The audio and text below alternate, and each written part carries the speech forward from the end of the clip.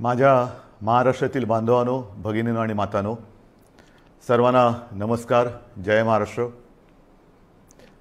घाबरून जाऊ नका, कारण अनेकांचे फोन मला आले की आज संध्याकाळी आपण फेसबुक लाईव्ह करताय, तर आज मध्यरात्रीपासून लॉकडाऊन करतायत का. प्रथम मी काय बोलतो आहे ते जरा नीट समजून घ्या. मी आपल्याला घाबरवण्यासाठी आलेलो नाही आहे, तर आजची एकूण परिस्थिती काय आहे आणि या परिस्थितीतून आपल्याला सर्वांना मार्ग कसा काढायचा आहे, मार्ग काढण्यासाठी म्हणून मी आज आपल्याशी संवाद साधतोय. सर्वांना या गोष्टीची कल्पना आहे की आता जवळपास 1 वर्ष झालं आपण एका विचित्र विषाणूबरोबर लढतो आहोत. आणि याही गोष्टीची आठवण आपल्याला असेल की हेच ते दिवस होते मार्च महिन्यामध्ये पहिला प्रथम कोविडने आपल्या महाराष्ट्रामध्ये शिरकाव केला आणि हा म्हणता एखाद्या मायावी राक्षसासारखा त्यांनी महाराष्ट्रच नव्हे तर देश व्यापून टाकला. मधल्या काळामध्ये आपण सर्वजण मिळून या व्हायरसला रोखण्यामध्ये नक्कीच यशस्वी झालो होतो, नक्कीच झालो होतो, त्याच्याबद्दल काही वादच नाही आहे. पण हे युद्ध आपण सगळ्यांनी मिळून एकत्र हातात हात घालून लढलो म्हणून ती परिस्थिती निर्माण झाली होती. साधारणतः कालच्या जानेवारी-फेब्रुवारीपर्यंत आपल्याला असं वाटत होतं की आता झालं, संपलं. ये कोरोना कोरोना क्या है, क्या चीज़ है कोरोना, कोविड क्या है. विशेष म्हणजे गेल्याही वर्षी अर्थसंकल्पीय अधिवेशन होतं, याही वर्षी तोच काळ आला, मार्च. अर्थसंकल्पीय अधिवेशन नुकतंच गेल्या महिन्यात पार पाडलं आणि आपल्याला सर्वांना कल्पना आहे की लॉकडाऊनच्या पार्श्वभूमीवरती आर्थिक परिस्थिती ही संपूर्ण जगाचीच दोलायमान झालेली आहे. आणि त्या परिस्थितीचा विचार करून महाराष्ट्र पुढे नेण्यासाठी एक अत्यंत चांगला अर्थसंकल्प आपल्या माननीय उपमुख्यमंत्र्यांनी, अर्थमंत्र्यांनी, अजितदादांनी मांडला. आपल्या सरकारचा तो अर्थसंकल्प महाराष्ट्र पुढे नेणारा, संकटातही महाराष्ट्र थांबला नाही, थांबणार नाही हे करून दाखवणारा तो अर्थसंकल्प आपण मांडला. आणि त्याच्यानंतर जे काय झालं म्हणजे काल परवाकडे होळी, धुलीवंदन सगळं पार पडलं, पण तिथपासूनच आपल्या राज्यात शिमग्याला सुरुवात झाली. असो, त्या शिमग्याबद्दल मी काय बोलणार नाही, त्यालासुद्धा मी जेव्हा उत्तर द्यायचं तेव्हा मी जरूर देईन. तो विषय आजचा नाही आहे.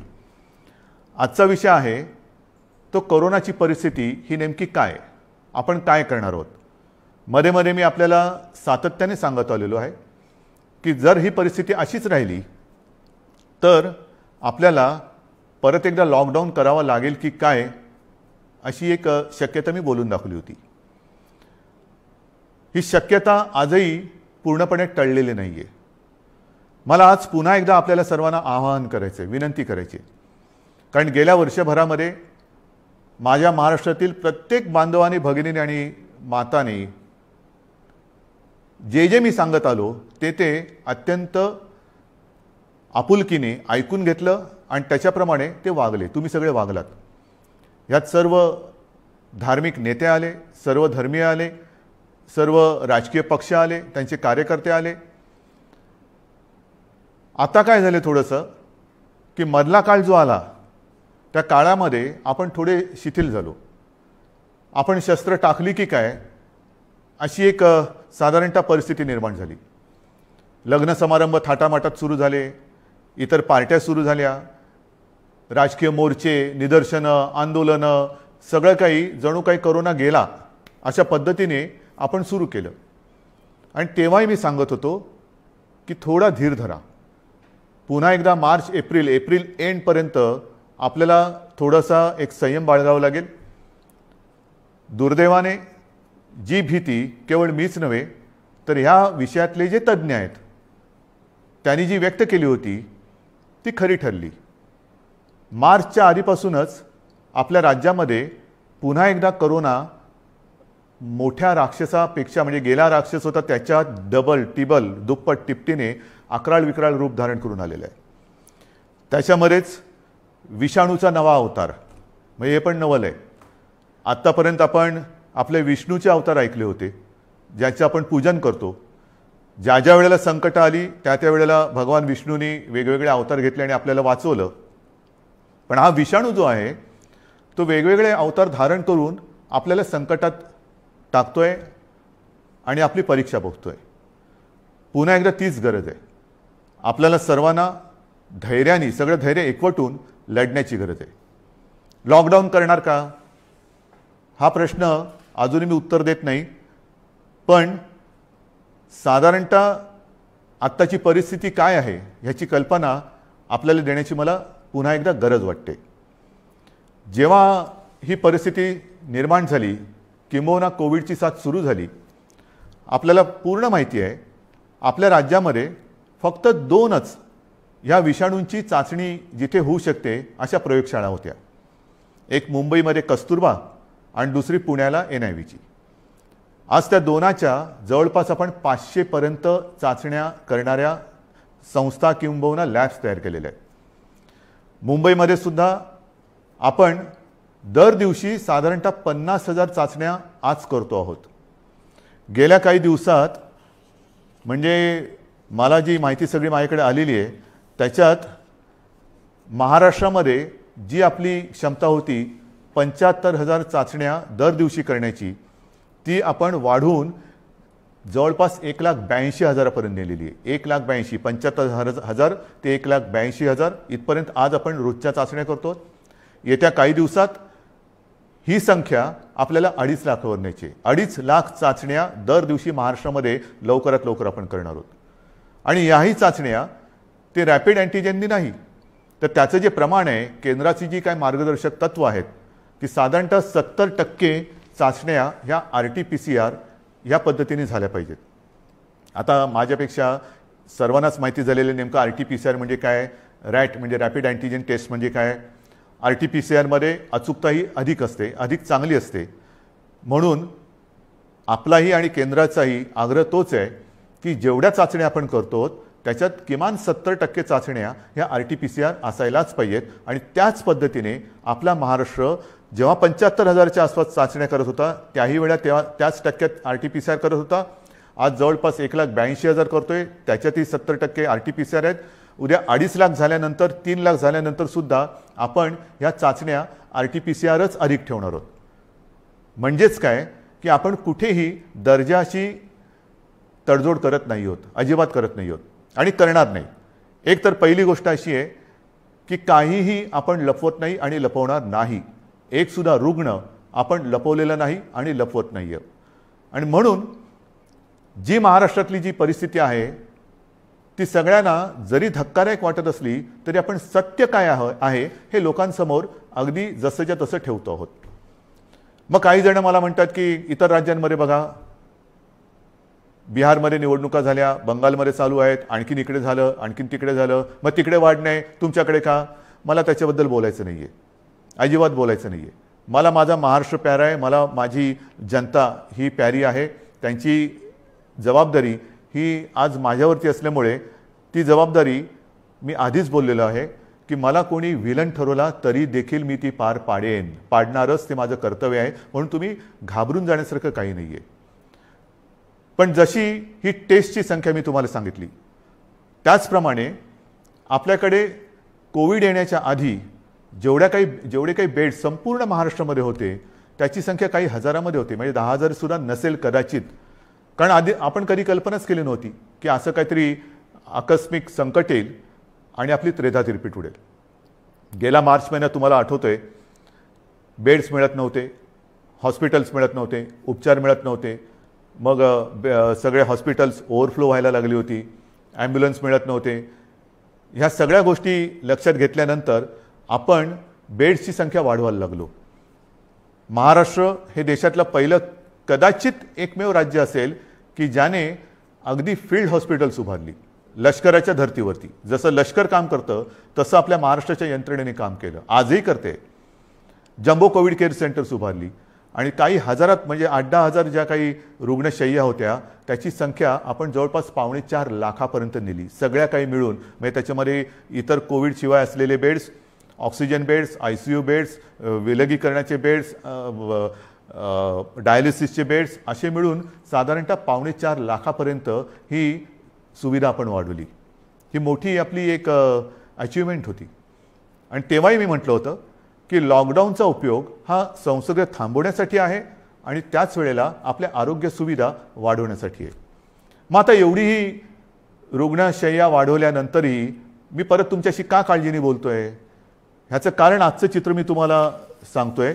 पहिली गोष्ट अशी की साधारणतः रुग्ण वाढ ही किती होते, किती झपाट्याने होते, त्याची थोडीशी मी तुम्हाला कल्पना देतो. आपल्याला माहिती आहे की जानेवारीच्या शेवटाला आणि फेब्रुवारीच्या सुरुवातीला फक्त मुंबईपुरतं बोलायचं झालं तर मुंबईमध्ये 300-350 रुग्ण हे दर दिवशी आपल्याला सापडत होते. आज ती संख्या 8,500वरती गेलेली एका महिन्याच्या कालावधीत. ही फक्त मुंबईची परिस्थिती आहे. महाराष्ट्राची परिस्थिती बघितली तर 17 सप्टेंबर 2020 म्हणजे तेव्हा जरा सगळं जास्त होतं, तेव्हा 3 लाख सक्रिय रुग्ण होते. 1 एप्रिलला आणखीन त्याच्यामध्ये भर पडलेली आहे. 17 सप्टेंबरला साधारणतः 31,000 मृत्यू झाले होते, 31,351. आता 54,900च्या आसपास झालेले आहेत. त्यावेळेला एका दिवशी आढळलेले रुग्ण हे 24,619 होते 17 सप्टेंबरला. आता 1 एप्रिलला एका दिवशी साधारणतः 43,183 रुग्ण आढळलेले आहेत. आज 2 तारीख, आज कदाचित 45,000चा आकडा आपण गाठू किंवा पार करू. कोणत्या दिशेने चाललेलो होतो आपण बघा. आणि याच वेगाने जर का ही रुग्णवाढ होत राहिली तर मी जे तुम्हाला सांगितलं त्याच्यात मी बेड्सची तुम्हाला कल्पना देतो. साधारणतः विलगीकरणच्या ज्या बेड्स आहेत त्या 2,20,000 आहेत महाराष्ट्रामध्ये. आत्ताच त्या 1,37,549 भरलेले आहेत, म्हणजे 62% हे बेड्स भरले गेलेत. ICUचे बेड्स हे 20,519 आहेत, ते जवळपास 48% आज भरलेले आहेत. ऑक्सिजनचे बेड्स आहेत ते सुद्धा 62,000च्या आसपास आहेत, ते 25%च्या आसपास आज भरलेले आहेत. व्हेंटिलेटर्स 9,347, ते पण 25% जवळपास आज वापरात आहेत. ही परिस्थिती फार चिंताजनक आहे आणि म्हणून मी आज आपल्याशी संवाद साधायला आलो की ही परिस्थिती अशीच राहिली तर आणखीन 15-20 दिवसामध्ये आपल्याला ह्या सगळ्या सुविधा ज्या आहेत त्या अपुऱ्या पडायला लागतील. मग काही जण म्हणतील सुविधा वाढवत का नाही? वाढवतो ना. मी आदेश दिलेले आहेत की जिथे जिथे आवश्यक आहे आवश्यकतेनुसार या सुविधा वाढवा. पण सुविधा वाढवणं म्हणजे काय करणं? बेड्स वाढवणं आलं, व्हेंटिलेटर्स मिळतील, ऑक्सिजनचा साठा सुद्धा आज आपल्याकडे फार मर्यादित आहे, तोही वाढवण्याचा आपला प्रयत्न सुरू आहे. औषधांचा साठा आपण घेऊ शकतो, परंतु बेड्स वाढले, व्हेंटिलेटर्स वाढले, ICUचे बेड्स वाढले तरी डॉक्टर्स कसे वाढणार, नर्सेस कशा वाढणार, आरोग्य कर्मचारी कुठून आणायचे? हा विचार फार महत्त्वाचा आहे आणि इकडेच खरा चिंतेचा विषय आहे. गेले वर्षभर ही संपूर्ण आपली यंत्रणा, मग त्याच्यात डॉक्टर्स आहेत, नर्सेस आहेत, आरोग्य कर्मचारी आहेत, पोलीस आहेत, आशा अंगणवाडी सेविका आहेत, महसूल यंत्रणेचे काही कर्मचारी आहेत, यांच्यापैकी बऱ्याच जणांना कोविडने गाठलेलं आहे. आजारातनं ते बरे झालेले आहेत. साधारणतः या विषाणूचं एक विचित्र वैशिष्ट्य असं आहे की एकदा त्यांनी कोणाला ग्रासलं की बरं झाल्यानंतर सुद्धा काही काळ हा थकवा राहतो, धाप लागते, थकवा येतो, थोडंसं अंगातली सगळी शक्ती गेल्यासारखी वाटते. मग डॉक्टर सांगतात आता तुम्ही निगेटिव्ह झालेला आहात परंतु आराम करा.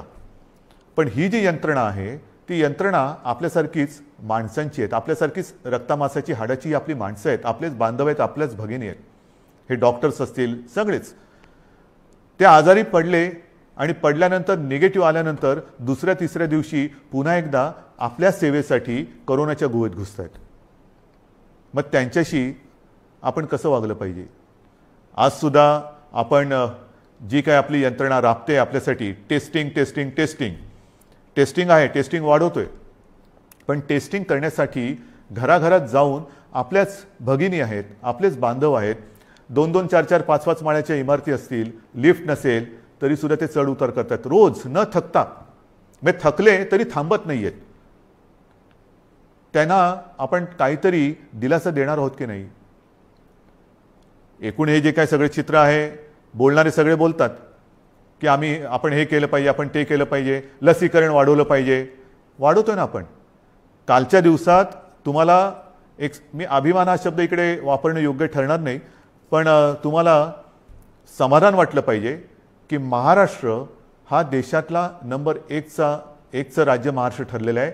कालच्या दिवसात एका दिवशी आपण 3 लाख नागरिकांना लसीकरण केलेलं आहे. 3 लाख एका दिवसात.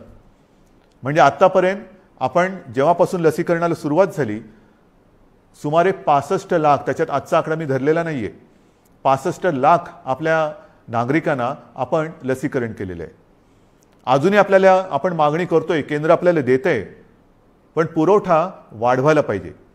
आणि पुरवठा वाढवल्यानंतर आपली क्षमता आज जी 3 लाख आहे ती लवकरात लवकर किमान 6 ते 7 लाख दर दिवसाला करण्याची आपली क्षमता आहे. पण तेवढ्या लसचा पुरवठा झाला पाहिजे. ती मागणी आपण करतोय. होईल, मागणी मान्य होईल, मी काय त्याच्यावर टीका नाही करत आहे, कारण सगळ्याच राज्यांना द्यायचं आहे. तर ही आपली क्षमता आहे. परंतु होतंय असं की लस घेतल्यानंतर, आता मी सुद्धा 1 डोस घेतलेला आहे लसचा. आपल्याशी बोलताना आजूबाजूला कोण नाही म्हणूनच मी मास्क काढून आपल्याशी बोलतोय. पण लस घेतल्यानंतर सुद्धा काही जण कोरोनाने बाधित होत आहेत. का होत आहेत? कारण लस घेतली आता सगळं झालं असं नाही आहे. लस घेतल्यानंतर सुद्धा मास्क हा घालणं अनिवार्य आहे. मी मधल्या काळामध्ये माननीय पंतप्रधानांनी जी एक व्हिडिओ कॉन्फरन्स घेतली त्याच्यात हा मुद्दा मी काढला होता. आणि मी बोलताना असं बोललो होतो की आमच्या इथे लसचे 2 डोस घेतल्यानंतर सुद्धा आणि तो मधला कालावधी झाल्यानंतर सुद्धा काही लोकांना संसर्ग झालेला आहे. तेव्हा स्वतः माननीय पंतप्रधानांनी सांगितलं की एक गोष्ट लक्षात घ्या की लस घेतली म्हणजे कोविड होणार नाही अशातला भाग नाही आहे. कोविड होईल, पण त्याची घातकता कमी होईल. म्हणजेच काय की साधारणतः धुवाधार पावसामध्ये एक छत्री असावी तशी ही छत्री आहे, जरूर आहे. पण आत्ता नुसता पाऊस नाही आहे, वादळ आहे. आणि या वादळामध्ये लस घेणे ही एक साधारणतः आपल्याकडे छत्री आहे, त्यातल्या त्यात कमीत कमी भिजावं म्हणून. आणि लस घेणं, टेस्ट वाढवणं, रोजच्या चाचण्या वाढवणं हा उपाय अजूनही तरी मी मानायला तयार नाही. जेवढ्या आपण चाचण्या वाढवतो आहोत तेवढी रुग्णसंख्या आपल्याला कळते, उपचारासाठी आपण त्यांना घेतोय. परंतु रुग्णवाढ थांबवण्यासाठी अजून कोणी उपाय सांगत नाहीये. काय उपाय? उपाय नाहीये. पण लसीकरण करा. लसीकरण करतो आहोत. आज मी पुन्हा एकदा सांगतो, संपूर्ण देशात आपलं राज्य हे लस देणारं नंबर 1चं राज्य आहे.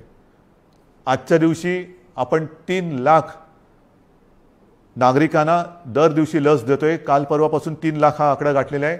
परत एकदा सांगतो, लसीचा पुरवठा आपल्याला ज्या क्षणी वाढेल तेव्हा ही क्षमता आपण दुपटी तिपटीने वाढवू शकू एवढी आपली नाही म्हटलं तरी ताकद आहे, नक्कीच आहे. म्हणजेच काय की एका बाजूला आपली ही यंत्रणा ट्रॅकिंग, ट्रेसिंग, टेस्टिंग ह्याच्यासाठी बिझी आहे, दुसरीकडे उपचारांसाठी बिझी आहे, तिसरीकडे हीच यंत्रणा लसीकरणासाठी सुद्धा व्यस्त आहे. हे सगळं एकत्रित आल्यानंतर त्यांची काय स्थिती होत असेल ह्याचा थोडा आपण विचार केला पाहिजे. आणि म्हणून मला असं वाटतं की लॉकडाऊन करायचं का? इतर देशांनी काय केलेलं आहे? इतर देशाचा जर का आपण अंदाज घेतला तर अमेरिकेने सुद्धा 7 कलमी कार्यक्रम जाहीर केले आहे.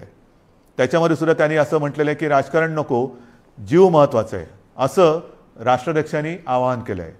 मला असं वाटतं आपल्याकडे सुद्धा सर्व पक्षीयांनी त्यांनी केलेलं आवाहन नाही, पण निदान मी केलेली विनंती मानायला काय हरकत नाही आहे.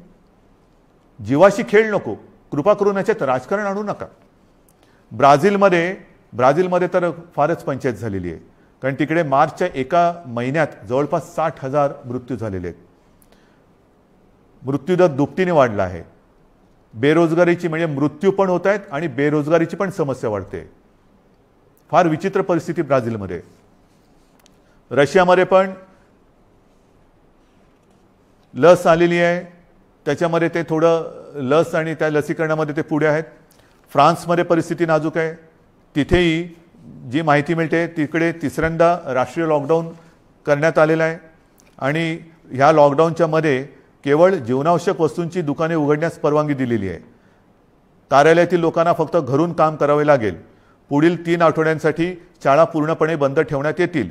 या 4 आठवड्यात कोणत्याही प्रकारची जाहीर सभा होणार नाही. त्यांच्यावर पूर्ण बंदी असेल. कोणीही आवश्यक कारणाशिवाय आपले घर सोडणार नाही. हे मी तुम्हाला नाही सांगितलं, हे फ्रान्समधलं वातावरण तुम्हाला सांगतो. नाही तर तुम्हाला वाटेल मी आत्ताच काहीतरी लॉकडाऊन जाहीर केले काय. हंगेरीमध्ये पण वर्क फ्रॉम होम बंधनकारक आहे. डेन्मार्कमध्ये तसंच आहे. ग्रीसमध्ये हळूहळू निर्बंध हटवायला सुरुवात झालेली आहे. बेल्जियमने परत एकदा महिन्याभराचा कडक लॉकडाऊन लावला आहे. पोर्तुगाल सरकारने शहरांमधील नागरिकांची ये जा थांबवली आहे. आयर्लंडमध्ये तर डिसेंबरपासून कडक लॉकडाऊन आहे. फिलिपिन्समध्ये मनिला व आसपास परत एक आठवड्याचा कडक लॉकडाऊन लावला आहे. केनियामध्ये सुद्धा देशभर कडक निर्बंध लावलेले आहेत. UK सुद्धा आता हळूवार त्यांनी 2-2.5 महिन्याचा लॉकडाऊन केल्यानंतर हळूवार निर्बंध शिथिल करतायत. जसं आपण हळूवार शिथिल केले तसंच UK तिकडे तर 2.5-3 महिन्याचा अत्यंत कडक लॉकडाऊन होता आणि आता हळूवार ते निर्बंध शिथिल करतायत. इटलीमध्ये सुद्धा तशीच आहे. जर्मनीमध्ये सुद्धा तीच परिस्थिती आहे. पोलंडमध्ये तीच आहे. हे सगळं लक्षात घेतल्यानंतर मला माहिती आहे की लॉकडाऊन हा खूप घातक आहे. परंतु जी कात्रीत मी मागाशी म्हटलं की एका कात्रीत आपण सापडले. एका बाजूला अर्थचक्र आहे. अर्थचक्र चालवायचं तर अनर्थ ओढवतोय. अनर्थ थांबवायचा तर अर्थचक्र बंद पडतंय. करायचं काय मग. आणि मधल्या काळामध्ये जी काही मतं हे तज्ज्ञ ह्या क्षेत्रातले आहेत नाही आहेत, मी त्यांची नावं नाही घेत, पण त्यांनी त्यांची मतं मांडलेली आहेत.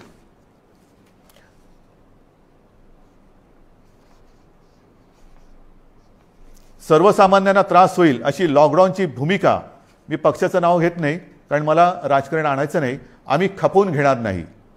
तुम्हाला आलेला झटका म्हणजे नियम नको. महाराष्ट्रामध्ये कोरोनाचं नाटक पुन्हा सुरू झालेलं आहे. कोरोनाच्या संसर्गाला लॉकडाऊन हा पर्याय नाही.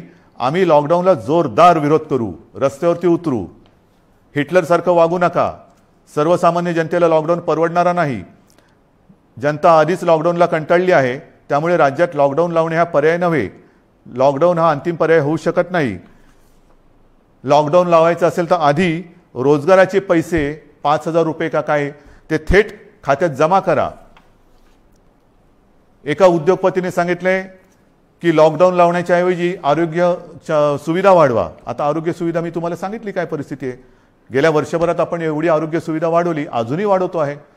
पण मुद्दा असा येतो की हे जे काही आपल्याला सल्ले देत आहेत त्यांना मी सांगू इच्छितो हात जोडून, उद्योगपतींना सांगतो, म्हणजे त्या ज्यांनी सांगितले सगळ्या उद्योगपतींबद्दल नाही, की आरोग्य व्यवस्था वाढवतो मी, बेड्स वाढवतो, सगळं वाढवतो, पण कृपा करून रोज मला किमान 50 डॉक्टर्स, नर्सेस, आरोग्य कर्मचारी यांचा महाराष्ट्रभर पुरवठा होईल अशी काहीतरी सोय करा.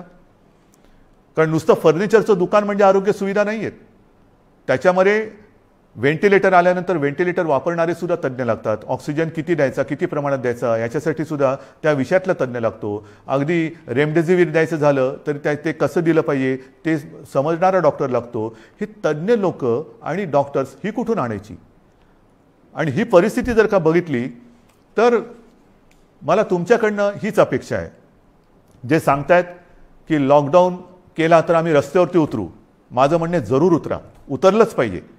पण ते लॉकडाऊनच्या विरोधात नाही, तर लॉकडाऊन होऊ नये म्हणून कोरोनाच्या विरुद्ध तुम्ही उतरा. या डॉक्टर्सना मदत करायला तुम्ही रस्त्यावरती उतरा. ज्या कुटुंबांमध्ये करते करविते ज्यांचा मृत्यू झालेला आहे त्या कुटुंबियांची जबाबदारी घेण्यासाठी रस्त्यावरती उतरा. ज्या कुटुंबांमध्ये सगळेच्या सगळे कोरोना बाधित झालेले आहेत त्यांची सेवा करण्यासाठी रस्त्यावरती उतरा. टेस्ट जे आपल्या या यंत्रणे जी करते आहे ट्रॅकिंग ट्रेसिंग त्यांना मदत करायला म्हणून रस्त्यावरती उतरा. नुसतं बोलायला ठीक आहे अमुक केलं तर आम्ही रस्त्यावरती उतरू, माझं म्हणणं तर उतराच, रस्त्यावरती उतरा. कारण आता आपल्याला ही लढाई तशीच लढावी लागणार आहे. हातात हात घालून ही लढाई लढावी लागणार आहे. अनेक ठिकाणी मी बघतोय सभा समारंभांना तुडुंब गर्दी होते, बाजारपेठा फुलून गेलेल्या आहेत. थोडंसं धीर धरा. अनेक जणांना असं वाटतंय ए मास्क काय लावतोय तू. अरे मास्क न लावण्यामध्ये शौर्य काय शौर्य. मी मास्क वगैरे वापरत नाही, मी मास्क वापरणार नाही, काय शूर आहेस. मास्क न वापरणं ह्याच्यात शूरता नाही आणि मास्क लावणं त्याला लावायला लाजायची गरज नाही आहे. परत एकदा सांगतो की वॅक्सिन घेतल्यानंतर सुद्धा मास्क हा लावायलाच पाहिजे, अंतर ठेवलंच पाहिजे, हात धुत राहिलंच पाहिजे. आणि म्हणून काही कडक निर्बंध येत्या काही दिवसात आपल्याला लावावे लागतील. ते उद्या परवाकडे मी जाहीर करेन. विशेषतः शहरांमध्ये मी परत एकदा सांगतो, जिथे जिथे अनावश्यक गर्दी होते ही गर्दी आपल्याला टाळावीच लागेल. जी खाजगी कार्यालय आहेत त्या कार्यालयांना सुद्धा आपण प्रत्येकाला सूचना दिलेल्या आहेत. सूचनावलीच म्हणा ना, की लग्न समारंभात किती लोक पाहिजेत, ऑफिसमध्ये किती उपस्थिती पाहिजे, बसमधनं किती लोक गेले पाहिजे. आता ट्रेनमध्ये मी मुंबईमध्ये मी सांगेन की मी सांगितलं होतं की पीक अवर नॉन पीक अवर आता सगळं तुडुंब भरून चाललेलं आहे, रेस्टॉरंट्स भरून चाललेली आहेत. आता हे जर आपण थांबवलं नाही आणि परिस्थिती अशीच हाताबाहेर गेली आणि जसा ब्राझीलमध्ये दुर्दैवाने आता अशी परिस्थिती झालेली की लॉकडाऊन नाही आहे पण शुकशुकाट झालेलं आहे. म्हणजे रस्त्यावर फिरत असतील लोक पण रोजगार गेले आणि जीवही गेले. मग काय राहिलं?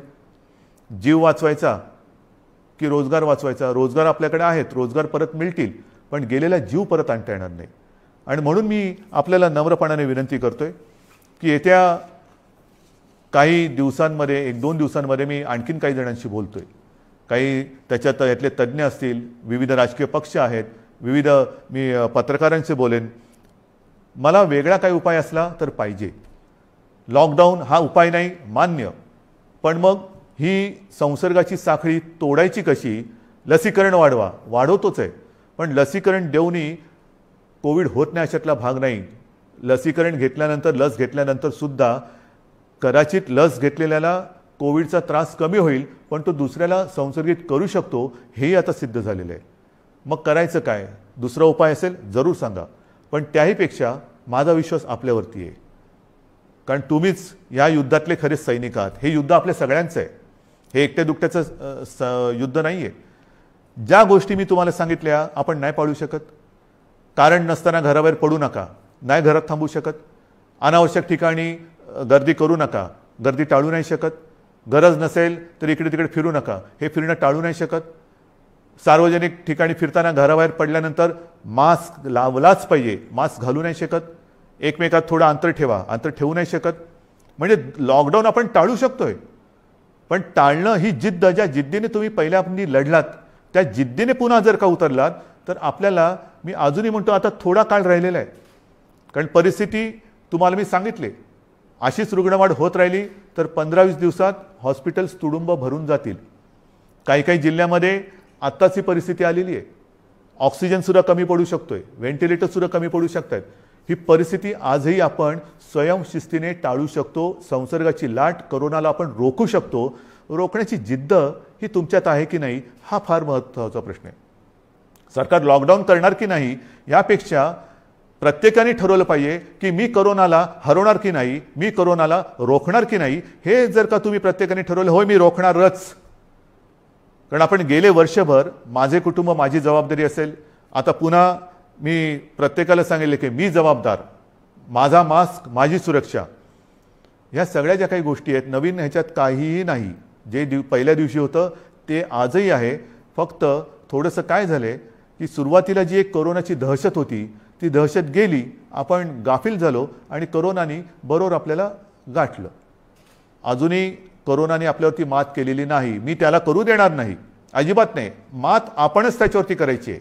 पण ही मात करताना जर आपण घट्ट उभे राहिलो सगळ्या जणांनी, संपूर्ण सगळ्या राजकीय पक्षाने, मी पुन्हा एकदा हात जोडून विनंती करतो आहे की कृपा करा, जनतेच्या जीवाशी खेळ होईल असं राजकारण करू नका. जे सरकार पावलं उचलतं आहे ते जनतेच्या हितासाठी उचलते. अर्थचक्रही फिरवायचं आहे, गरिबाची रोजीरोटी वाचवायची आहे, पण त्याचबरोबरीने सगळ्यात आधी आपल्याला त्यांची जीव वाचवायची आहे. म्हणून जीवाला पहिलं महत्त्व द्यायचं आहे आणि त्याच्यानंतर मग बाकीच्या ज्या काही गोष्टी आहेत त्या आपल्या हातातल्या आहेत त्या आपण करू शकतो. म्हणून आजसुद्धा मी पूर्ण लॉकडाऊनचा इशारा देतो आहे, लॉकडाऊन जाहीर करत नाही आहे. पण 1-2 दिवसामध्ये जर का दृश्य स्वरूपामध्ये ह्या गोष्टी आढळल्या नाहीत आणि दुसरा उपाय जर मी आता पुढच्या 1-2 दिवसांत ज्यांच्याबरोबर बैठका घेतोय त्यांच्याकडनं आला नाही तर मग मात्र आहे ती परिस्थिती अशीच्या अशी स्वीकारा, जे मला नाही जमणार. माझ्या डोळ्या देखत हे मी बघणार नाही आणि आपणही नाही बघायचं आहे. तर ती परिस्थिती रोखायला जगामध्ये जे करतायत, पहिला लॉकडाऊन दुसरा लॉकडाऊन, कारण लाटे मागून लाटा येतात. पहिली लाट आली, दुसरी लाट आली, तिसरी लाट आली. काय होतंय, एक लाट येऊन गेली, लॉकडाऊन होतो, सगळं शिथिल होतं, शिथिल झालं की दुसरी लाट येते. म्हणून आत्तापासून आपण ठरवलं पाहिजे की ही लाट तर मी रोखेनच आणि पुढची लाट तर मी येऊच देणार नाही. मला असं वाटतं, माझा आपल्यावरती विश्वास आहे, आपलाही माझ्यावरती विश्वास आहे. मध्ये काही जण भेटले होते आणि मला म्हणाले की अहो तुम्ही टी व्हीवर आले का लोक घाबरतात. म्हटलं मला नाही वाटत असं, कारण मी तुमच्या कुटुंबातला एक आहे, तुम्ही मला कुटुंबीय मानलेले आहात आणि माझे कुटुंब, माझी जबाबदारी म्हणजे माझे कुटुंब तुम्ही आहात आणि तुमची जबाबदारी ही मी घेतल्यानंतर मला टीकेची पर्वा नाही. जे जे तुमच्या हिताचं असेल ते मी करणार आणि करेन. पुन्हा एकच सांगतो की सरकार यंत्रणेच्या बाबतीत कुठेही कमी पडलेलं नाही, पडू देणार नाही. सरकार खंबीर आहे, सरकार ठाम आहे. आरोग्य सुविधा कुठेही कणभर सुद्धा मी कमी पडू देणार नाही. मात्र ही एका हाताने टाळी वाजणार नाही. दोन हात जेव्हा एका हातात हात घालून आपण काम करू तर आणि तरच यश मिळेल. आणि मला आपल्या सहकार्याची अपेक्षा आहे, सर्व राजकीय पक्षांकडनं अपेक्षा आहे, सर्व धर्मियांकडनं अपेक्षा आहे. पुन्हा एकदा आपल्या उत्सवांवरती, सणांवरती बंधनं आणावी लागतील. जसं गेल्या वर्षी आपण सहकार्य केलं तसंच पुन्हा एकदा हे सहकार्य कराल अशी आशा नाही, असा विश्वास व्यक्त करतो. आणि ही लढाई पुन्हा एकदा लढण्यासाठी आणि जिंकण्यासाठी सिद्ध व्हा, एवढ्याच शुभेच्छा देतो. जय हिंद, जय महाराष्ट्र.